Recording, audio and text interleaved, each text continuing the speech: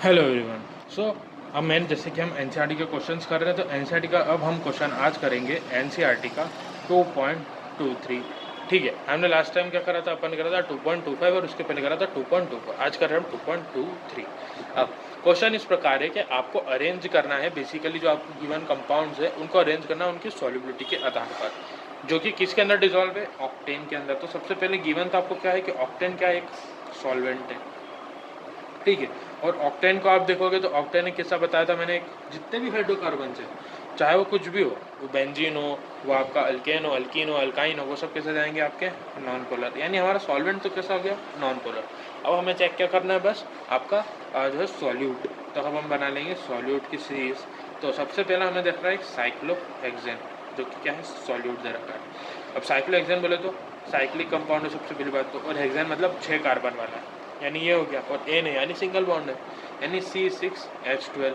और C6H12 कैसा है, एक हाइड्रोकार्बन है। हाइड्रोकार्बन कैसे हो जाते हैं, नॉन पोलर। यानी ये तो कैसा हो जाएगा आपका, ये नॉन पोलर, ये non polar, solute non polar, solvent non polar. तो कैसा हो जाएगा आपका, ये हाईली सॉल्यूबल। सबसे पहले तो आप ये डिसाइड कर लो कि कौन हाईली सॉल्यूबल है, कौन जो है ऐसा है। ठीक है, अब हाईली सॉल्यूबल है और साथ में आपने क्या लिखा, नॉन पोलर। ठीक है, यहाँ पे एक बार वैल्यू भी निकाल लो। सी और एच के बीच में आपकी जो है वैल्यू आ जाती है 0.4। सी का क्या जाता है आपका 2.5 और हाइड्रोजन का जाता है 2.1। दोनों को माइनस करोगे तो आपका जाएगा 0.4। वहीं पर हमें दूसरा सॉल्यूट दे रखा है KCl। अब KCl के अंदर K की वैल्यू होती है आपकी 0.8 और Cl की वैल्यू होती है आपकी 3.2। दोनों को सब्ट्रैक्ट कर दोगे तो आपका आंसर आ जाएगा जो है यहाँ पर आपका 2.3। और जो 2.3 होता है वो कैसा रहता है आपका, एक हाईली पोलर हो जाता है, क्योंकि कौन सा उसमें आता है, एकदम लास्ट वाले के अंदर। तो ये कैसा आ जाएगा, हाईली पोलर। ठीक है, ये डिजिट्स काम में आती है, क्यों आती है, क्योंकि मान लो सारे पोलर आ गए। अब सारे पोलर आ गए तो डिसाइड कैसे करोगे कि कौन सी जो है बड़ा ज़्यादा पोलर है, कम पोलर है। तो वो डिसाइड होता है इलेक्ट्रोनेगेटिविटी पे। जितना इलेक्ट्रोनेगेटिविटी का ज़्यादा डिजिट आएगी आपकी, उतना कैसा आ जाएगा आपका, ज़्यादा पोलर रहेगा। अब वो डिस्कस करते हैं। ठीक है, थर्ड वाला हमें दे रखा है CH3OH। CH3OH के अंदर आपको कैसा रहा है, एक OH आ रहा है। CH3 तो कैसा आ जाएगा आपका, सिंपल चीज़। पर OH के अंदर क्या आएगा, एक O आ रहा है और एक H आ रहा है। तो O होता है 3.2 इलेक्ट्रोनेगेटिविटी के आधार पर, और H होता है 2.1। ठीक है, इन दोनों को सब्ट्रैक्ट कर दोगे तो आपका हो जाएगा 1.1। जिसने आपका ये जिसने बच्चे ने अभी वो नहीं देख रखा है इलेक्ट्रोनेगेटिविटी का, जो मैंने टेबल बताया था, उसका आपको लिंक डिस्क्रिप्शन में मिल जाएगा। आप जाके पहले वो वीडियो देख सकते हैं, जिससे ये और क्लियर हो जाए सारी एक्सरसाइजेस। ठीक है, तो हम बढ़ते क्वेश्चन की तरफ। 1.1। अब 1.1 तो कैसा रहता है आपका, पोलर के अंदर आता है। ठीक है, अब आपको फोर्थ वाला क्या दे रखा है, आपको फोर्थ वाला देखा CH3C ट्रिपल बॉन्ड N। यहाँ पर C और N के बीच में कैसे है, बॉन्ड है, यानी C का हमारे पास होता है 2.5। वहीं पर आपका जो है नाइट्रोजन का जाता है 3। दोनों को सब्ट्रैक्ट कर देते हैं 0.5। और 0.5 कैसा होता है, पोलर। अब देखो तो केवल एक यही है जो नॉन पोलर है, बाकी सब कैसे होगा, पोलर।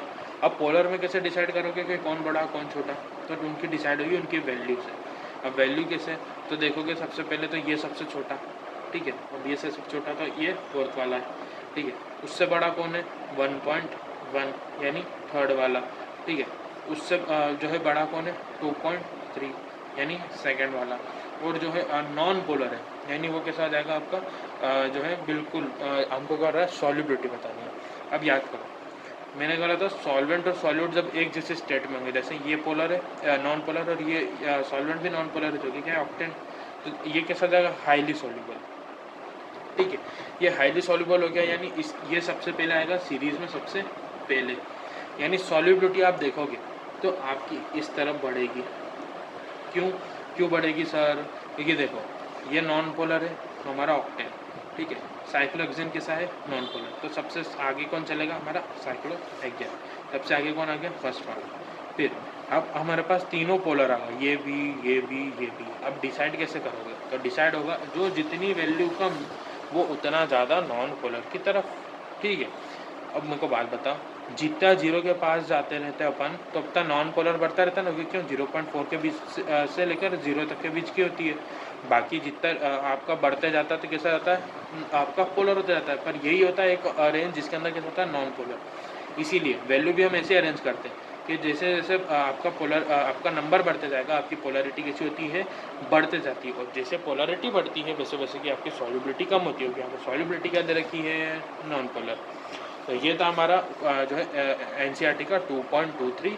एक क्वेश्चन मेरी तरफ से कि अगर यहाँ पर मैं तुमको सॉल्वेंट की जगह ऑक्टेन की जगह क्या दे दूँ, वाटर दे दूँ, तब आप बताओ कि ये इंक्रीजिंग और डिक्रीजिंग ऑर्डर में कैसे जमाओगे।